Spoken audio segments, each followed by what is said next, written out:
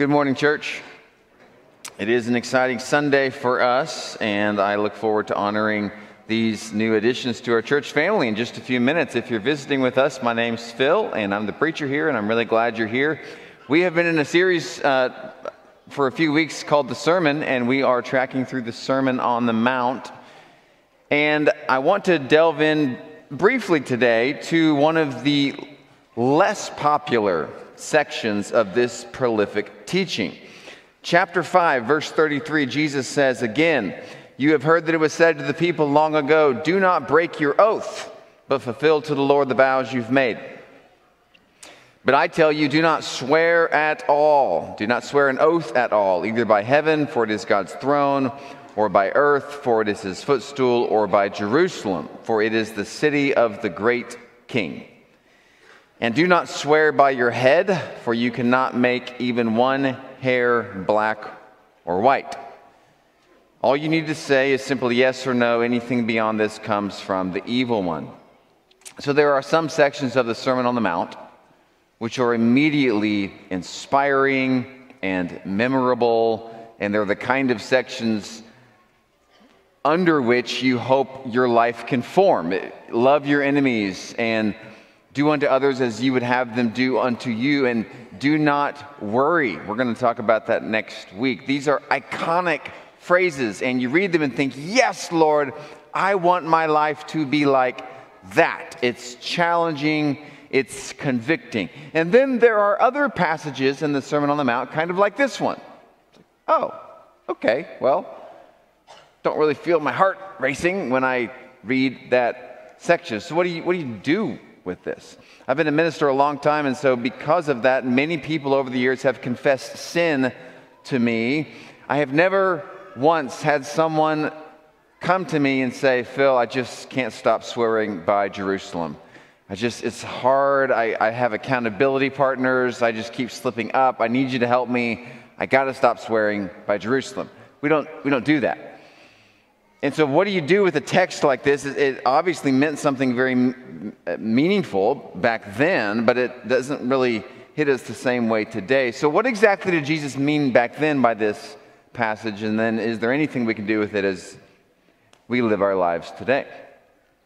Matthew 14 helps us understand what Jesus meant in Matthew 5. So Matthew 14, there's the big party going on. Herod is a corrupt king, and he does something kind of dumb in the middle of the party. Matthew 14, verse 6. "On Herod's birthday, the daughter of Herodias danced for the guests and pleased Herod so much that he promised with an oath," so there's the oath, "to give her whatever she asked. Prompted by her mother, she said, 'Give me here on a platter the head of John the Baptist.' The king was distressed, but because of his oaths," so there's the second reference here, "and his dinner guests, he ordered that her request be granted." So Herod made an oath. It was a way of substantiating a promise. And an oath in the ancient world added weight to your words. So if I wanted you to know that I was really serious about something I was about to say, or a promise I was about to make, I would tie that promise to something of value. And the more valuable the object, the more resolute the promise. So in the text of the Sermon on the Mount, we have four things mentioned: heaven, earth, Jerusalem, and your head. These are things that people swore by. Now, Jews would never swear by the name of God because they felt that was in violation of the third commandment, but they would come up with all sorts of other things to substantiate what they said. So our modern day equivalent of this would be like kids making a pinky promise, or someone saying, "I swear by my grandmother's grave," such and such. We're trying to add weight to our words. So back then, they would often make these arguments in court. So for example, let's say that 2,000 years ago, Stephen and I got in an argument because I thought that Stephen stole my ox. Well, we might go to court and I would say to the judge, "I swear by heaven that Stephen stole my ox." And Stephen would disagree with me, and so Stephen might reply, "Well, I swear by the hairs on my head." that I was not even present the day that Phil thinks I stole his ox. Now, clearly, I would win that argument based on what we swore by. But you understand, that's how people talked back then. Jesus rejects the entire system. He says the oath system is based on a faulty assumption. It assumes that there are some times when honesty is present, but there are other times when honesty is absent. So therefore, we need this hierarchy of words to tell others just how honest we are at a given time. Well, Jesus says, no. Don't swear, don't make an oath, don't make a vow, don't swear at all. All of your words should be equally honest. Every yes and every no should come with the same degree of truthfulness. So that's what it meant back then.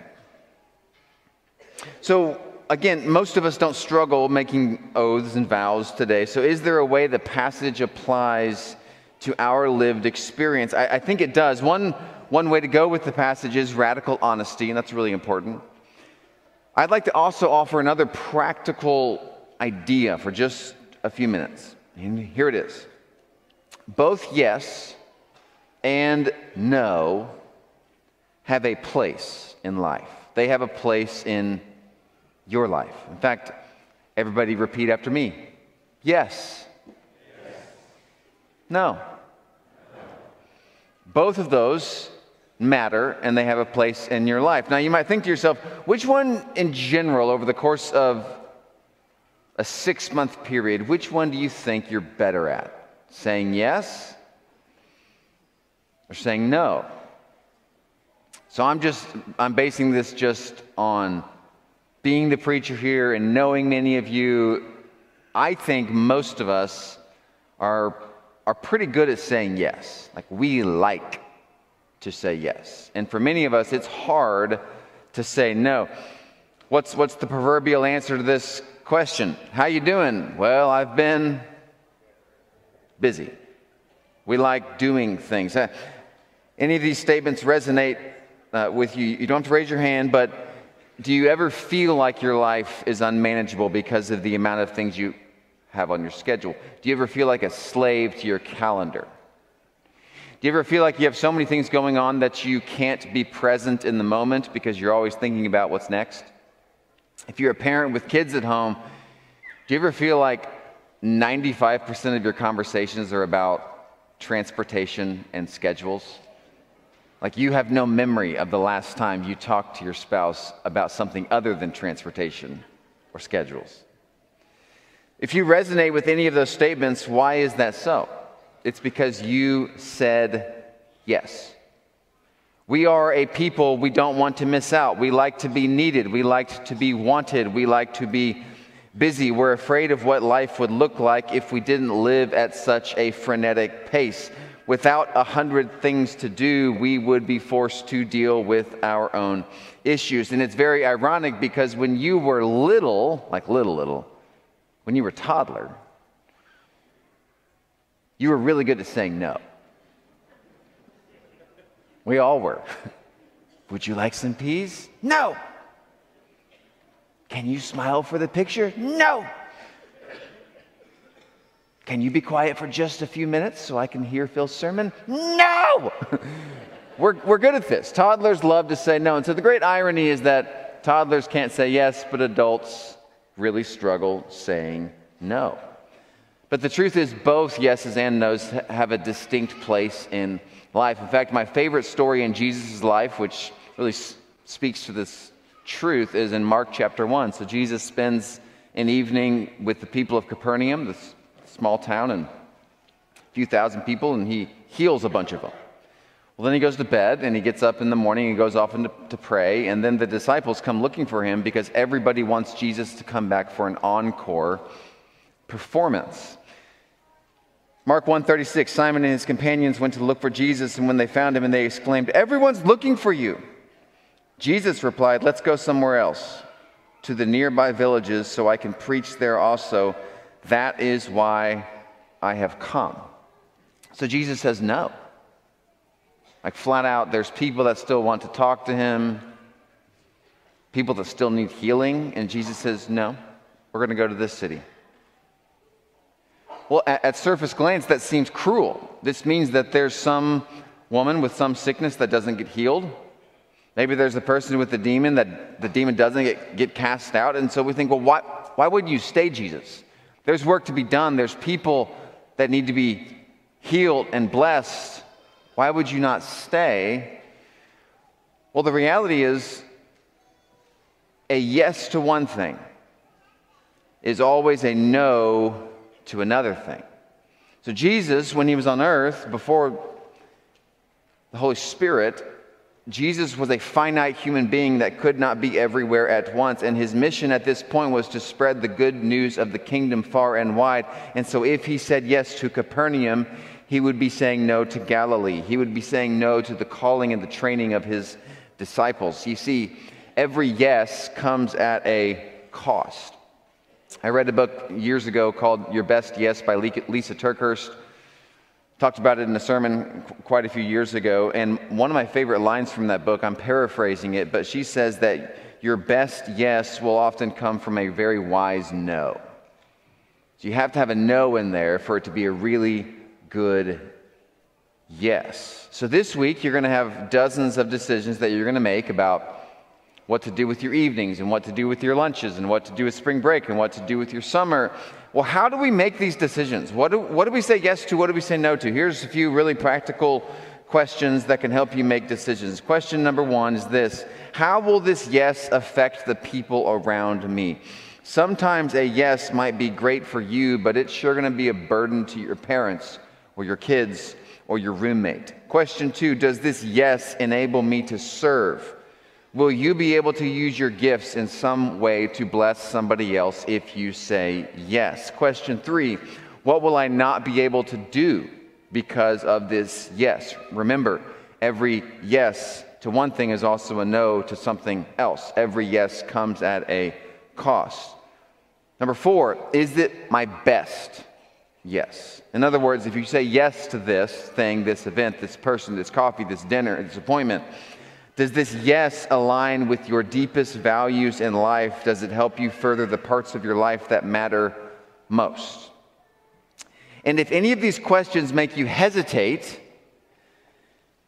then what do you think you should do? You should say what? No. Repeat after me. No. Say it again. No. You can do this. You don't have to be mean to say no, and you don't even have to be apologetic to say no. Sometimes we have that tone in our voice, no, like we're offending someone. You can just say no. In fact, how do you do this effectively? So I'll never forget, this is 8-9 years ago, Sunday evening, 4 o'clock, I get a phone call from a member, and he's a pretty troubled member. He's not exactly here all the time. He's in and out, and he says, hey, Phil, my girlfriend and I want to get married.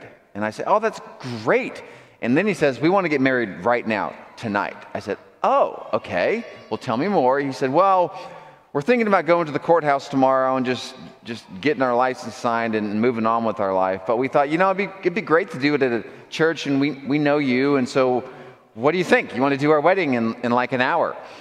And in my head, I was thinking, well, first of all, I think this is a terrible idea. And so I was kind of wanting them to come talk to me so that maybe I could talk them out of this wedding. But then my second thought was, well, if it's a choice between going to the courthouse tomorrow morning or coming to a church building with a minister, I'd rather them meet with a minister. Maybe there's follow-up that I could do, and maybe this could be a turning point and they can come back to church a little bit more often. Maybe this could be a really helpful thing. So without even thinking very deeply about this, on the phone I just said, yeah, come up, I'm ready, I'll do your wedding, just come up to the building. So I hang up the phone, and then it dawns on me, oh wait, I'm preaching Sunday night service tonight. I can't do a wedding. Well, then I start to get really stressed out. Now I have this couple driving up to the building for a wedding that I'm supposed to do, but I clearly cannot do. And so I call a friend, and I explain the whole situation. Oh, there's this couple, and they want to get married, and they're coming up here right now, and I actually think it might be a good thing because I really want them to come back to church, but I can't do it anymore because they're at church, And I'm talking a lot, stress level's pretty high. I explain this to my friend. My friend listens to me, and then he pauses for a long time and says, "No, I don't do weddings in a rush." That's it. No, I don't do weddings in a rush. And I thought, oh, wow, I should have said that. Like, that's a great line. And I could tell he wasn't being mean, wasn't being cruel. I could tell that if he had said yes, it would have come from the same place. His yes and his no came from the same deep place in his heart. So you can say no. In fact, here's my favorite way to say no. I use this a lot. My heart says yes, my schedule says no. It's a really helpful way to tell someone no. So now, this week, if I ask you to do something, this is something you can tell me. No, Phil. Heart says yes, schedule says no. Yes and no are very, very important. Both are needed in life. So one more way to practice this sermon is I'm going to say no to any other comments that I might have made about this text so that we can in turn say yes to the additions we have had in our church family. It is Family Blessing Sunday. We celebrate both people who have been added to our family by birth, but also by adoption, because those things are both very, very important. We're about to sing a few songs that are going to get our minds ready for this. We're going to watch a video of all these new people. I do want to make a comment that if you do have any need for responding in any way to this service or this message, today's a little bit different, so we're going to deal with those after service today. So if you need anything, you're welcome to come talk to me after service. Also, just a heads up, I mentioned this last week, but a week from today, we're really excited. We're going to make some adjustments to that part of our worship service time, which we think are going to be really helpful to you. So note that for next week. So at this point, let's